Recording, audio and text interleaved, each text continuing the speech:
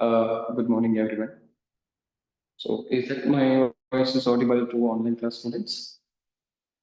Just ping me yes in the comment section if it is audible. Okay. So, myself, Girish Vikarni.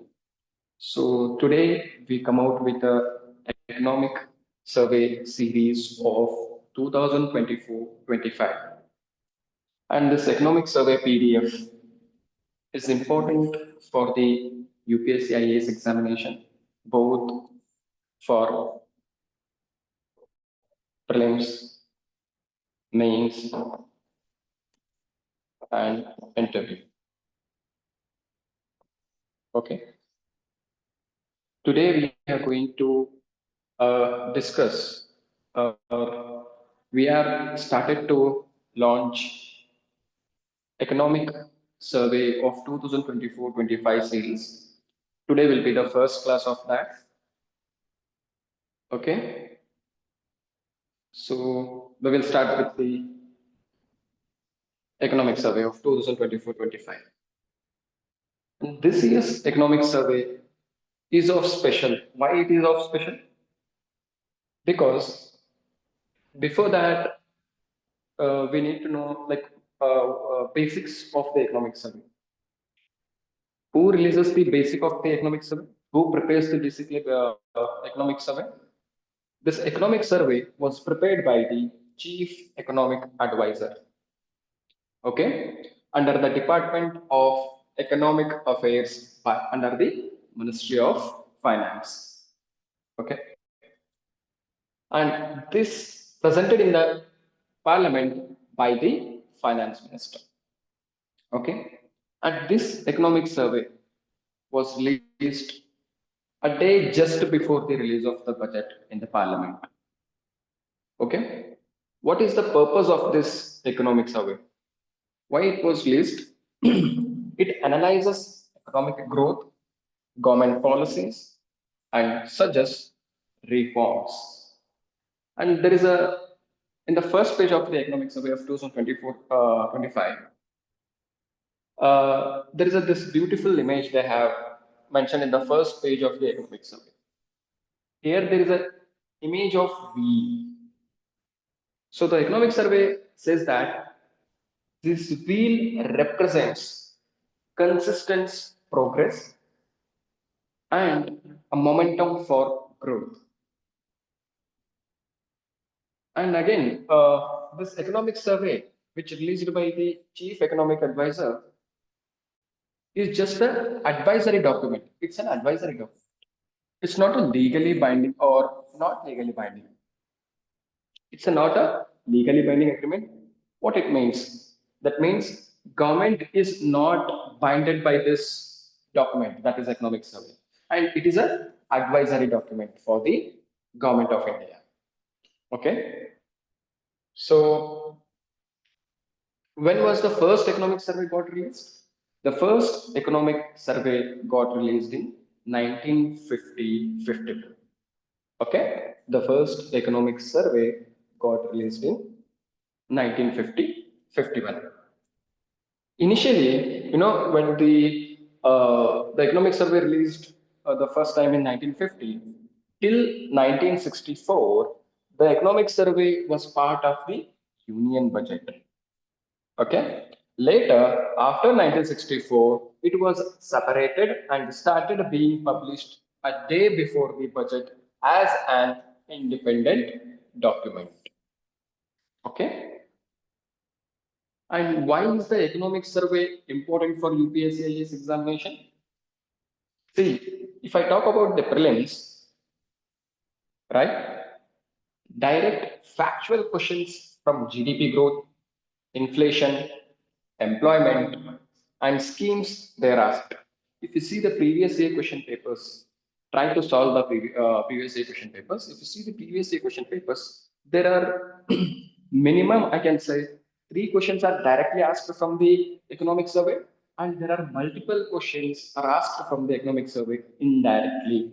That means based on the of the economic survey, the overall concept of the economic survey, there are multiple questions and minimum 3 questions are directly asked from the economic survey if you thoroughly studied the economic survey. Okay.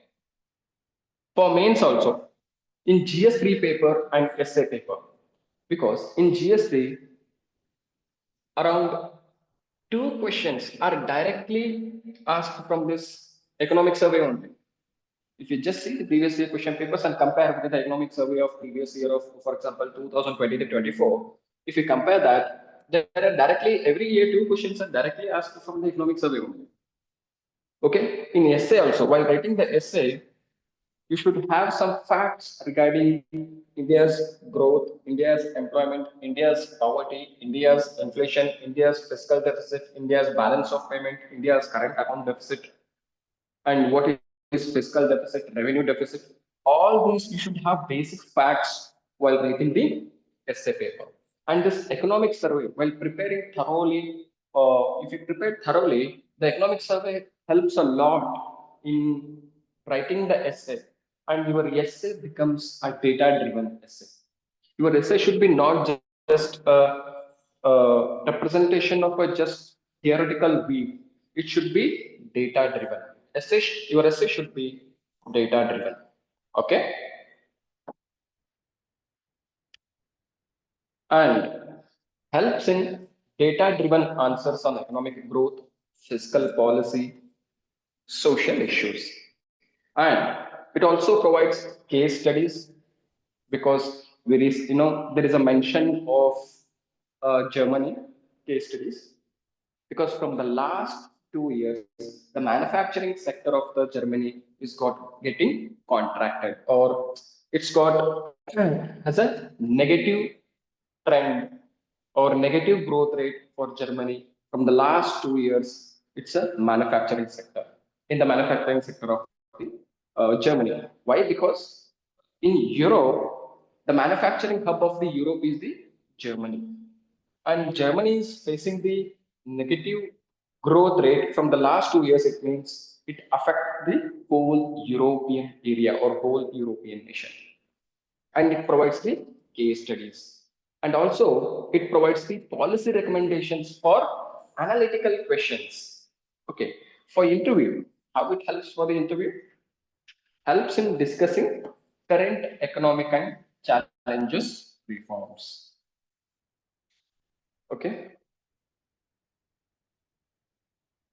Okay, this is the link which I given, which directly take you into the Ministry of Finance page, and directly it will go to the economic survey download page. You can download the economic survey using this link also. Okay, as I just said, if you see the previous year question papers of prelims, mains, okay, if we compare with the 2023 and 2024 economic survey, you can see directly 3 to 5 questions are directly asked from the economics, and minimum 3, maximum 5 questions are directly asked from the economic survey. And there are multiple questions. For example, in economic survey, they discussed capital to risk weighted assets ratio, and these are the basics in the economics. Okay, and sometimes they will ask multiple questions, other concepts mentioned in the economic survey. So there are 3 direct questions from the economic survey in prelims, and there are multiple questions on economic survey in the prelims. Okay, UPSC mains, if you see the previous year question papers, there are 2 direct questions from the economic survey only. Okay, and you can use this survey data in writing the essay paper also, in writing the other even ethics paper also you can mention. Okay, if there is any data which is mentioned in the economic survey related to environment, science and technology, okay, you can use this data while writing the ethics answers also, while writing the essays also. And even essay paper also, 1 to 2 topics where economic survey insights help. This economic survey gives a lot of data, gives a lots of data for you. This data can be used in, okay, while writing the essays. Your essay should not be a just theoretical wise. Your essay should be data driven, facts driven, or data driven. Okay. If you see the economic survey of 2024 and 25, there are 13 chapters are mentioned in the 2024-25 economic survey. Okay. In that chapter, the first chapter, the state of the economy, it's just a highlights of the all the chapters. Okay, it's just a highlight of the all the remaining 12 chapters. It contains some important key highlights of all the chapters, the remaining 12 chapters of the economic survey. Okay, and we have monetary and fiscal financial sector, and we have similarly external sector, prices and inflation, medium term outlook, that is deregulation, investment and infrastructure, industry, services, agriculture, social infrastructure, employment, human development, poverty, climate change and sustainable development, technology and innovation, fiscal developments, that is consolidation and transparency. These are the 13 chapters which are mentioned in the economic survey of 2024 and 25. But before starting the first chapter of the economic survey, there is a preface given in the economic survey.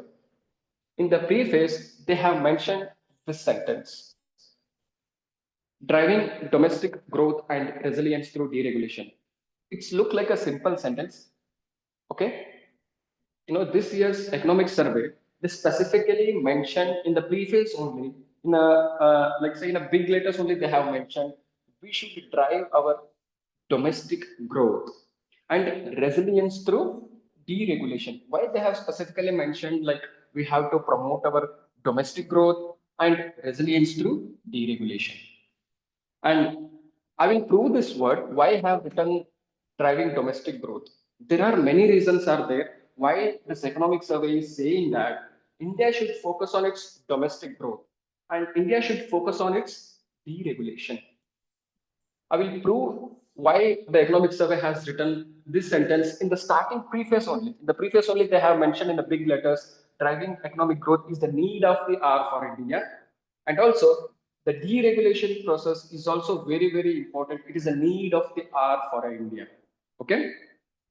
Why they are specifically saying this? So, let's prove here. If you see the global political and economic landscape, if you see the year of 2024, 2024 is a year full of elections. It is an election eventful year. Okay, three big democracies of the world, that is India, USA, and Indonesia, got into an election process. Okay, India again, the present government came to a third term. Similarly, in Indonesia also, the present government came to second term. In America, there is a change of government. Okay, why I am saying is these elections will change the policies at the world level.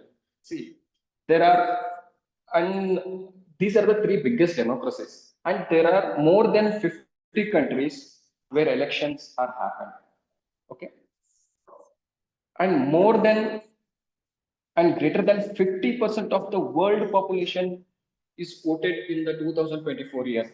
Remember this. In 2024, more than 50% of the world population involved in election process. That means at the global level, different parties will come and different parties have different ideologies and they have different agendas and they have different manifestos. So because of this, at the global level, there is a policy changes. Okay, policy changes at the global level. So today, the world is a global village.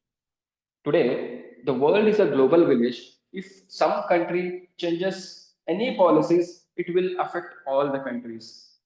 Because of three biggest democracies elections were happened recently, it will affect the global economic level. Okay, and it will have an impact on global economic policy level. So again, Europe faces both political and economic uncertainties. Why? Why they have written this? They are saying that Europe is facing, even if you see the big Europe's biggest economic engine, that is Germany, and Germany's the major strength is the manufacturing sector, and this manufacturing sector and the manufacturing engine of European nation is Germany, and the Europe's manufacturing hub is the Germany, and Germany is facing a two successive years contraction, that is negative growth in the manufacturing sector. Okay, in the is experiencing a economic contraction in the manufacturing sector, and Germany is the manufacturing hub of the Europe. And there is a political uncertainty in Europe, in France, if you take, in UK also, recent elections were done. And after a long period of time, I think greater than 12 years of time, recently, Liberal Party came. Earlier, the conservative parties are there. Recently, Liberal parties came. And again, at the global level, the policy changes will affect at the global level. So there is a geopolitical tensions like Russia, Ukraine war.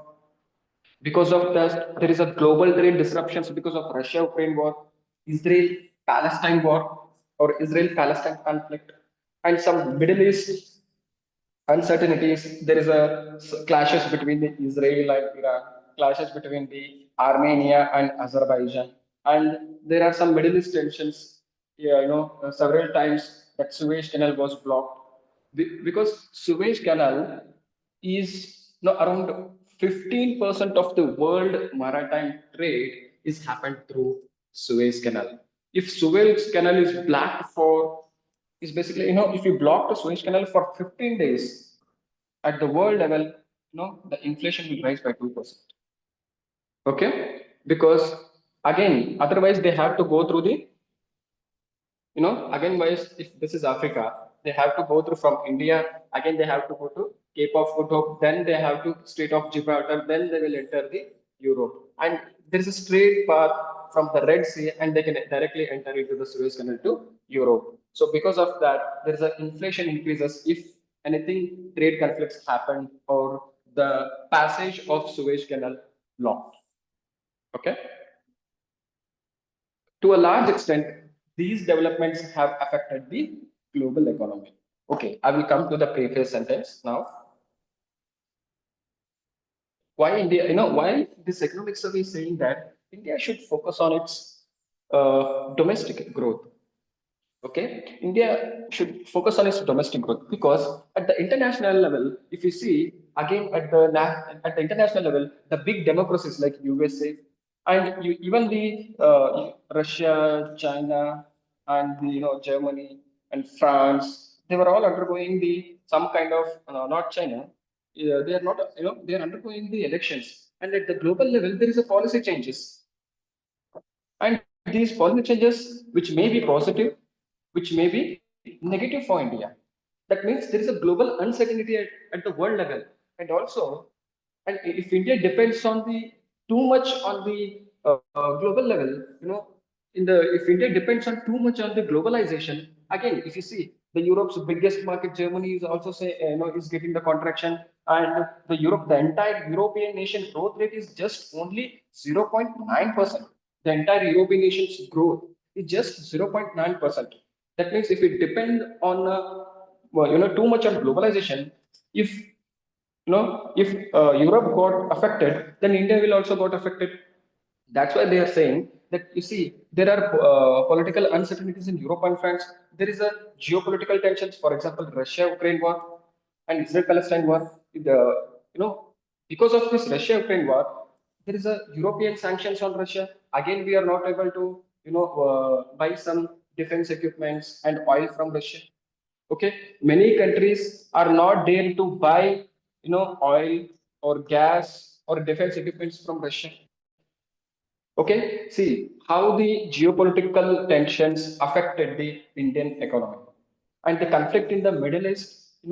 85% of our energy needs are imported.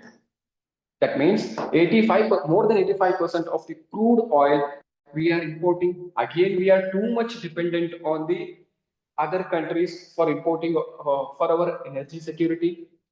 At the global level, a lot of uncertainties are there. So India should focus on its domestic growth. If we depend too much on the global level, so if something happens at the global level and it will affect the Indian economic system. Okay, it will affect the Indian because geopolitical tensions and there is a slowdown in the growth of the Europe and there are Middle East conflicts. So because of all this, at the global level, there is geopolitical tensions. Because of this, there is an effect at the global level. So because of this year's economic survey is primarily focusing on please promote this domestic growth. We have to depend on our country only. Even India, India is seen as a pharmaceutical hub of the world. But if you see the facts, around 80% of the active pharmaceutical ingredients, these are the main component in preparing the drugs and tablets. So these are more than 80% are importing from China. Even though we can say India is the pharmacy hub of the world, we are importing more than 80% of the active pharmaceutical ingredients from China. So again, we are dependent on the global uncertainties. If something, if there is a conflict between India and China, if China blocks the export of these active pharmaceutical ingredients, again it will affect our Indian economy. That means the global is day by day is getting the uncertainty, and the global uncertainty is increasing. How we can say that? What are the legal documents or reports we can say that the global uncertainty is increasing? There are indexes are there.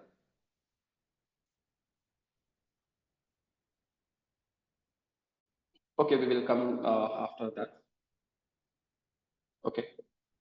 There are indexes are there. I will tell you how the global uncertainty has increased. Because of the increased global uncertainty, if we consider geopolitical tensions, if we consider the policy level changes at the world level, if some Europe or America or some East Asian economy got affected, again the India is also got affected. If you see the 2008 crisis, financial crisis, which affected the Europe and USA, it also got affected the India also. Because of this, and this year's economic survey in the preface only, it is suggesting that we should focus on our domestic growth and resilience through deregulation because India contains a lot of regulations. If a foreign direct investor comes to India, they have to get a permission from the central government. They have to get a permission from the state government. They have to get a permission from the local government. If they get a permission from these two, again there is a issues at the local level.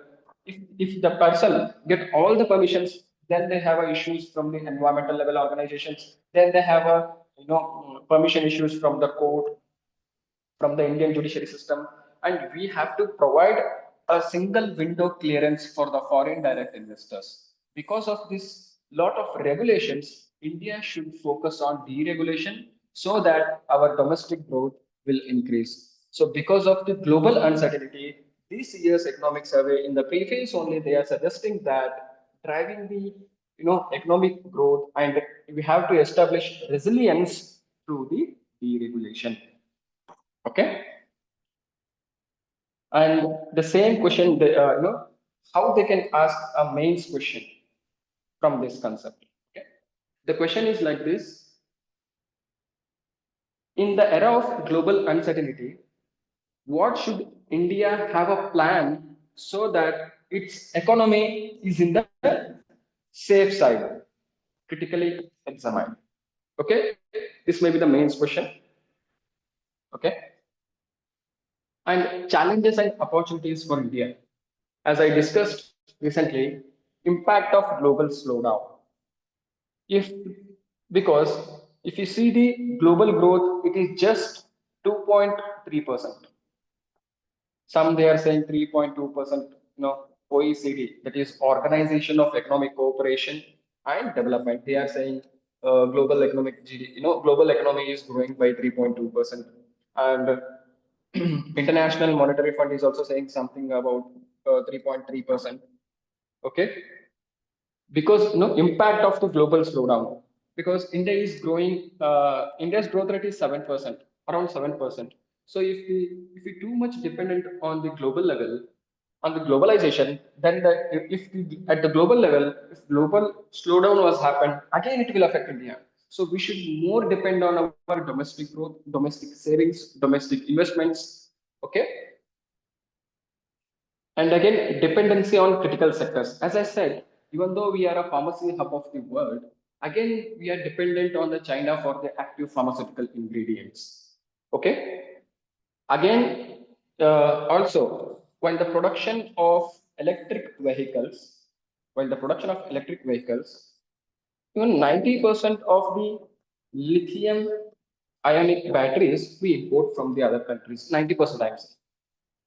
So again, we are too much dependent on the other countries. If the global uncertainty is happening, like there are a lot of Ukraine-Russia conflict and Israel-Palestine conflict. If we too much depend, and there is a recent conflict between India and China, because of this, if we too much depend on the global level, again, if there is certain uncertainty at the global level, it will affect our Indian economic system. So because of that, they have mentioned we have to focus on our domestic growth and we have to focus on the single window clearance by reducing the regulations. They are saying we should focus on deregulation. Okay. And we should also focus on India's youthful population. And no, world's largest youthful population India already has. So we need an appropriate skilling and education for India's youth to take advantage of technological advances. Okay? Because if you see, 35% of the Indian women are anemic. Okay? More than 35% of the Indian children are stunned. See, we are producing a defected human beings. Then how our economy will get a boost? We should focus on health of our youthful population. Okay. Again, this is the fact said in the economic survey. Economic survey is giving a suggestion to the government that we should focus on our health of our youthful population. And what India should do in this case, that means in economic survey, they have suggested to the government that we have to attract, promote, and facilitate further domestic and foreign investments that India needs to become a competitive and innovative economy. That means, again, we have to focus on domestic growth. They are specifically mentioning the domestic growth because day by day, the world is becoming more uncertain. Because of that, the economic survey is saying that we need to focus on our domestic growth and we need to focus on foreign investments also by focusing on the deregulation. Why they have mentioned deregulation and domestic growth in the previous only, I think you are able to understand now. Okay. Achieving competitiveness will be an incomplete project without raising productivity in the primary sector. Okay. If you see the growth of primary sector, that is basically agricultural sector in the Indian economy, it is always ranging between 17 to 20% only. And the productivity is very low. Okay. The productivity of Indian agriculture is very low compared to other nations. So because of that, they are saying, and India, like I'm saying, globally, 18% of the world's population lives in India. Globally, 18% of the world's population lives in India, right? We have only 4% of freshwater resources. See, globally, 18% of the population in India, and we have only 4% of the freshwater resources. That means we have a we need to diversify water dependent crops to water resistant crops. And how, what is the reason? Because we are 18% of the total population of the world. So and we have only 4% of the freshwater resources. If we use the water without any plan, then again it will pose a problem for Indian economic development. So we need to shift from in the agriculture sector also. The economic survey is suggesting that we should shift from water dependent crops to water resistant crops. Irrigation cover has to rise. Even they are saying that the broadening the base of the irrigation, because even now also around 46% of the total Indian geography is irrigated, and there is lot of area is to be irrigated. So they are saying that this year's economic survey is saying that we need to increase or we need to broaden the area of irrigation, and agricultural research we need to do.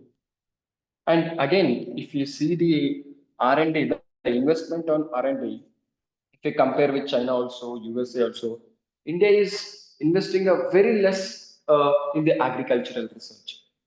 Okay, China is way forward than India in the agricultural research.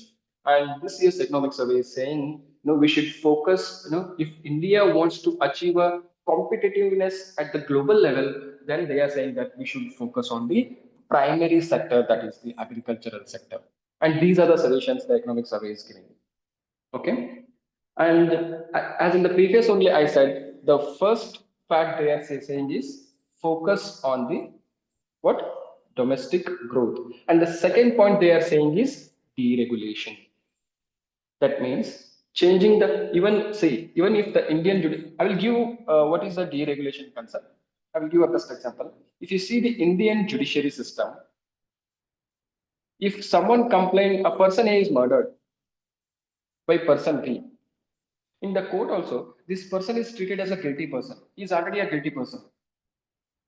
If a company A did some mistakes, even though it has not done any mistakes, but a person B has complained that person A, if A company has done some mistakes, in our Indian judicial system, this person is already treated as a guilty person, and it is on him to prove that he is an innocent person.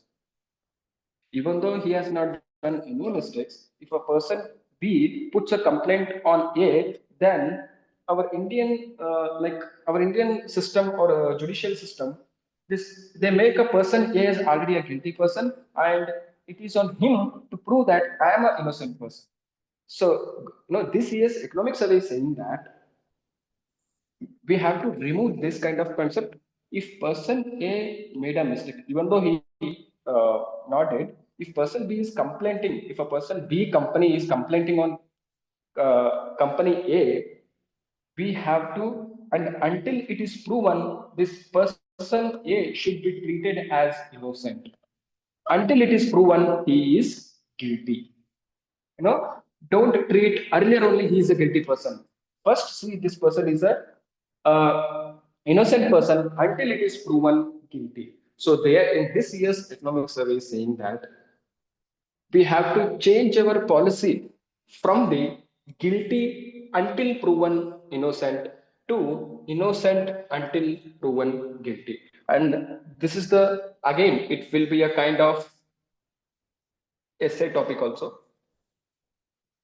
It will be a question of direct GS3 mains question also. There is a how we can improve our how I can improve our we can improve our GDP growth or overall development of the economy. We need to shift from the guilt until proven innocent to innocent until proven guilty. They can directly give this sentence in the essay also. And let's please be prepared on this concept. Reducing business costs.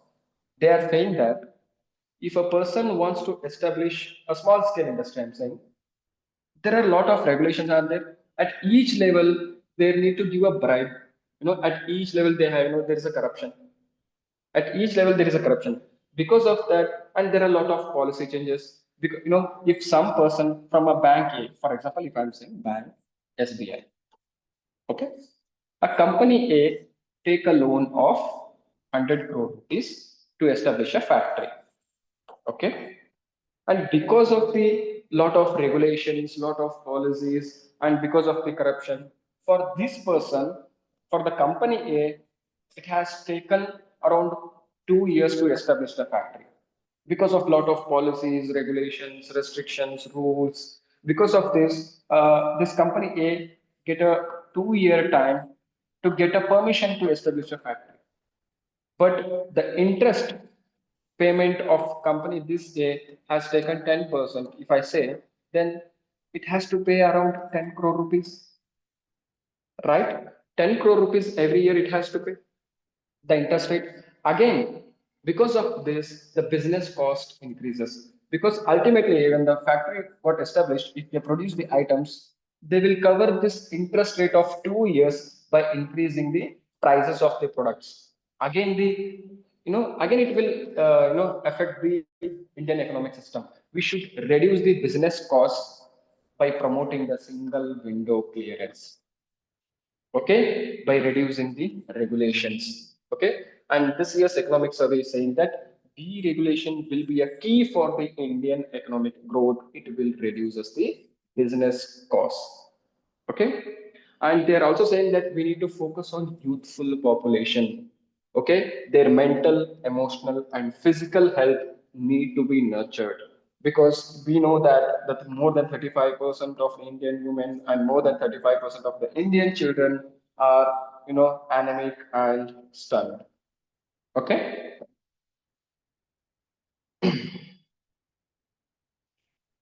Okay, there is another concept called as ultra processed foods. What are ultra processed foods? That means a food which contains a more or beyond the limit, we can say beyond the limit, sugar, emulsifiers, salt, and it is stored for many years. These ultra processed foods is destroying the youthful's health. And again, in this economic survey, they are again, in the previous economic survey, in the 2023 also, there is a detailed session on how these ultra processed foods are destroying the Indian children's health. Okay, Indian children. It is discussed in the economic survey of 2023. Again, they are saying in the 2024-2025 economic survey, they are saying that please have some policies, please have some limits, please have some restrictions on ultra processed foods. These are short of, if you see in 2019, if you see in 2006, ultra processed foods are they're of value $900 million. In 2019, they have become $37.9 billion. So this consumption of these ultra processed foods, because of this, there is an increase in the diabetes cases. There is increase in the cardiac arrest cases. There is increase in the obesity cases. So because of this, our Indian youthful population is not working up to their skill or up to the mark. Okay, you can use this, you can refer the authority, that is the economic survey 2024-25. You can mention this data in the essay.